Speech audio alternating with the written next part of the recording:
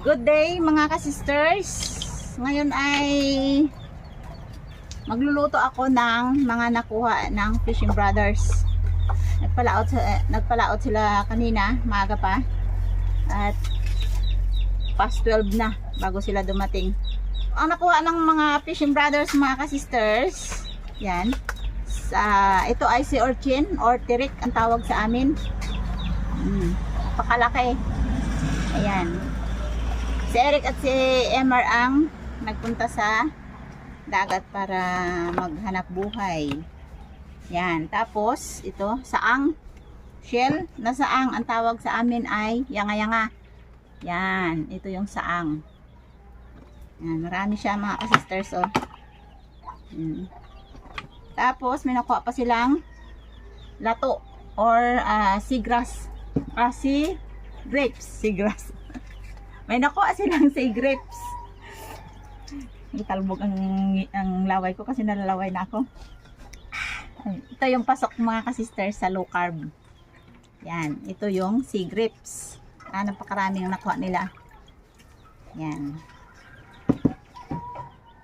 Ang luto ko dito mga ka-sisters sa sea urchin or tirik ay ginisa sa kamatis. Yan, ginisa sa kamatis. Tapos ito namang shell, ang luto ko dito ay may sabaw. Yung nilagyan natin siya ng tanglad, luya, at saka malunggay. Yun. Simpleng ulam pero sagana sa vitamins and mineral mga ka-sisters. At syempre, yung sea grapes ay talagang tad-tad sa sibuyas at kamatis. Wow, napakasarap. At mayroon pa akong idagdag mga ka-sisters kasi si ka-mister ay nagkatay ng manok. Yan, may manok na naman kami.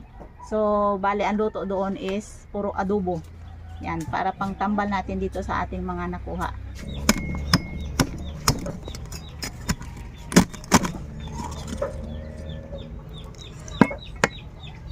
Yan. Ayan. May tubig dito yan sa pranggana.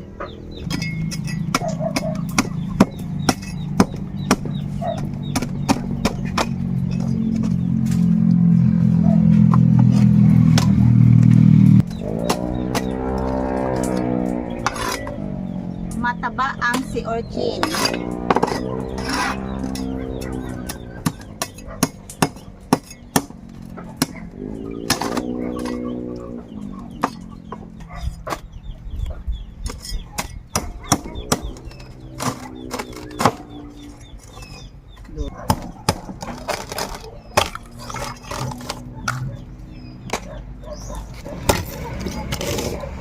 Nakataba niya mga ka-sisters. Oh.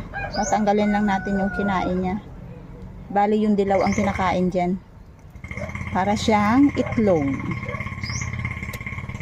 Diba? Pag nahugasan na yan, okay na. Ito mga ka-sisters. Tapos kunin natin yung laman.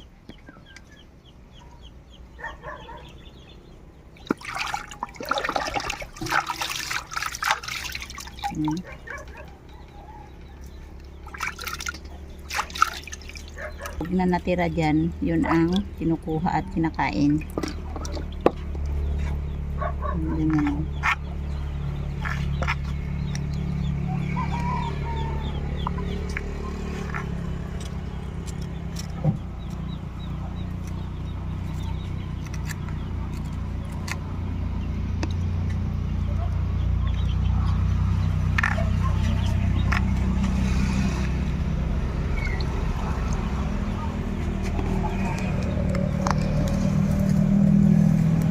Para siyang itlog.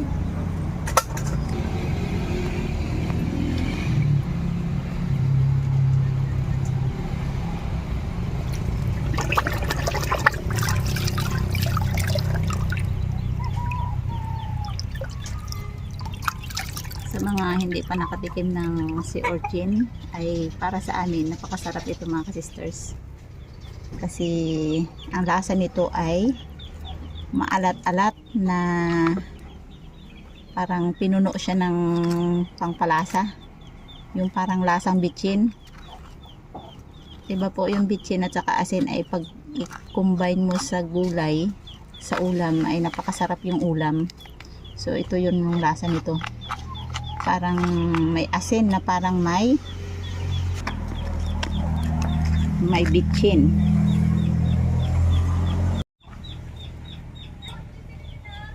Ito yung magiging hapunan siguro namin mga ka-sisters dahil hapon na dito. Dahil anong oras na sila Eric umuwi dito, kaya saka natin na iluto. Hindi makapagluto ang Fishing Brothers kasi nga pagod na sila. So sa mga gustong tumingin, makita kung paano nila kinuha yung sea urchin, yung shell at saka yung lato, ay punta lang kayo sa channel ng Fishing Brothers.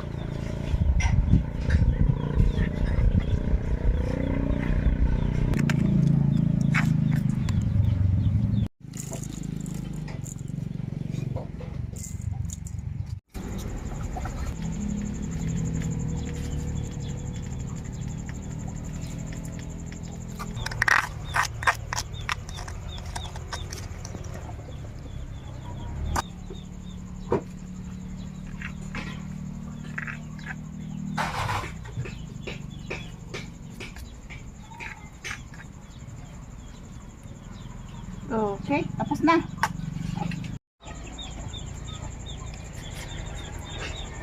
Parang malabo ang paningin ni ka-sister. Ito lang naman ang matang tanggalin yung nakadikit sa ano nito, sa buhangin.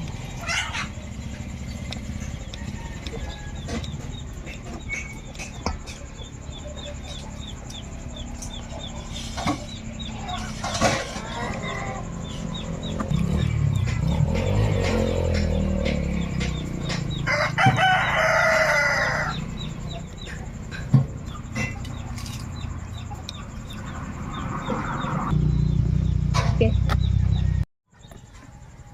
Kawali ko na yung luto.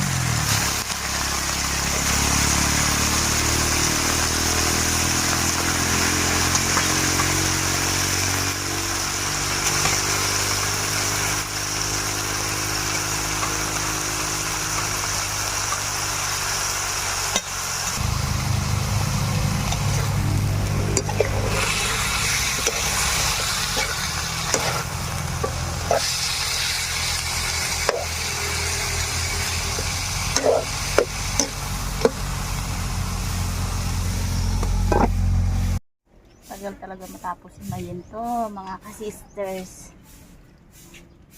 Gawit na ang dila mo ka. Ay, himay ng lato na to.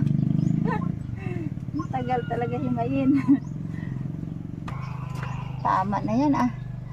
Nakakapagod. Okay. Tama na.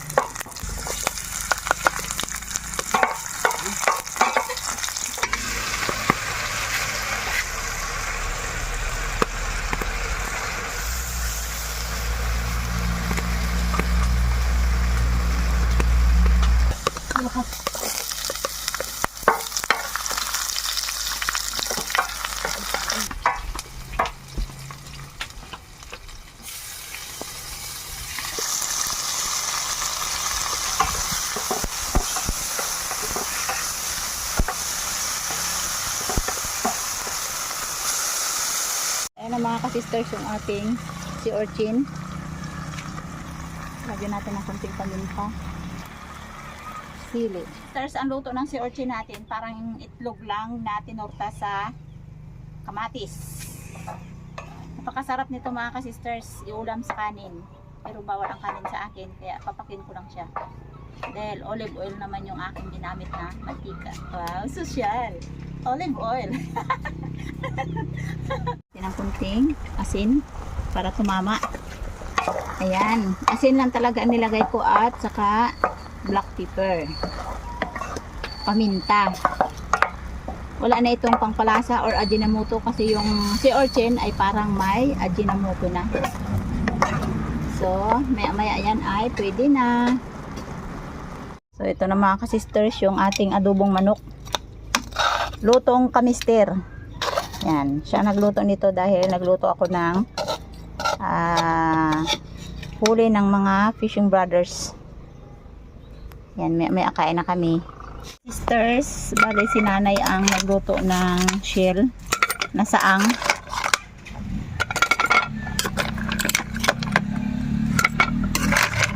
Ayan, ginisang saang.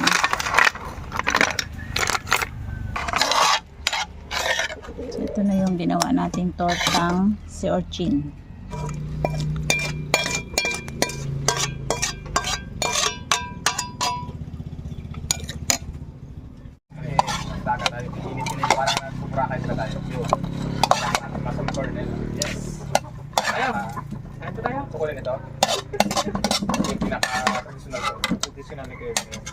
Natin yung lagay lang natin yung ano dyan,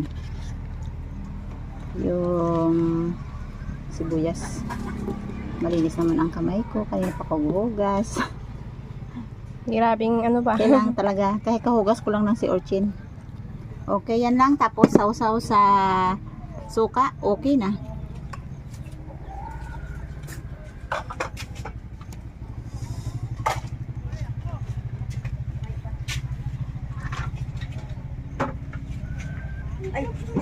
So ayun mga ka-sisters, kakain na kami. Yes, kahit po tayo. Mga sisters! Kapag-pray na kami. Tingnan niyo sa fishing brother. Ang pag-catch. Oo. Dalawa lang kami na kayo. Bali, sila Hana at si Aya at si Kamister ay nauna silang magkain. Yes. Kasi sinundo pa sila ka-brother Okay, sa baba. Okay, ladies first. Okay, kain na. Meron. Pero hindi ako nagkakain ng kanin. Ay, ito pala! Dito ako low carb tayo. Pala. So, Ako ay sa konti lang ang mga kanin ko. naglo-low carb Kaya, ay pasok buwan na. yung si Orchid. Ako ay in the middle of low carb ag high carb. Ay, Parang kapag pangkulay nito, parang tinuguan ito ah. Ay, sarap yan. Parang tinuguan ang dating niya. Sarap yan. Hindi nag-diet. olive oil ang nilagay. Uy, gadayet ako kahit konti lang, no? Ito, dapat sa gitna ito. Magkalaki nito eh. Sige na eh. Mga ka-brothers, mga ka-sisters. Yan, ka-sisters. Yan. Yun. Ito ay Low carb. pasok sa low carb ang si Orchid. Ha? Yes, ang pataw ang Alas kinain. Ganito tulog, kumain ka na. Gahapon eh. Ha? Gahapon, ani, pangit yun. May nagawala na manok natin dun sa kulungan niya ah. Baka gusto pa ulit magpakata yun. Gagataan natin sa adobo yun. Ako yung nakamay na eh. Hindi maintindihan ko saan takutin eh. Yung problema Bakit pag ito? Hmm? yung problema pag galing sa pagsisid, mapait ang palasa. Pait? Maalat? Malat, dagat ba? Ang panlasa mo? Baka panlasa mo lang? Ito, konti lang ang asin ko nito eh. Kahit ito, maano na yan, hindi yan maalat. Hindi lang pa yung matagal sa tubig dagat. Ayun lang. Sana hindi sa alat pa eh. Dagat. Ah, Laki na dito. mapde.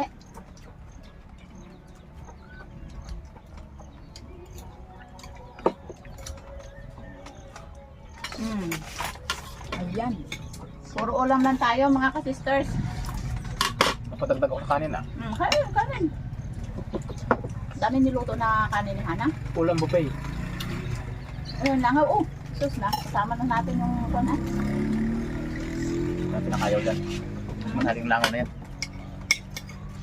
Kain. After na kain, mag-asya pa ako. Aba? Ayos lang. Ayos lang. Sarap ang pakiramdam sa tutulog talaga sa low carb. As man tong lepton na ba? Ha? Lepton. Sa nag-low carb, okay ka niya eh, pasok ka niya eh. Pero sa paano? Bakit di ka patulugan? Bakit meron kayo? Dinig din ako na ito. Depende. Kung pag inom mo ng hindi ka makatulog, ibig sabihin, di bagay sa'yo. Kasi kung paano to eh. Siyempre ko naman. Ang pa, ano lang. Kung pabuhay. Pinapagpag ko lang yung buhangin. Yung si grapes na to, gamot pa daw to sa may kidney. Yan. Kung naka-low carb ka. Pero Sal- pag naka-high carb ka, magkakaroon siya ng komplikado sa loob ng katawan mo kasi naka-high carb. Tapos, Lalo sa filter. number 1 to. So ayan, maraming salamat mga ka-sisters. Bye-bye! Bye-bye! Bye-bye! God bless! Salamat sa panonood. Thanks for watching, mga Salamat sa ka-sisters! luto ka, sister.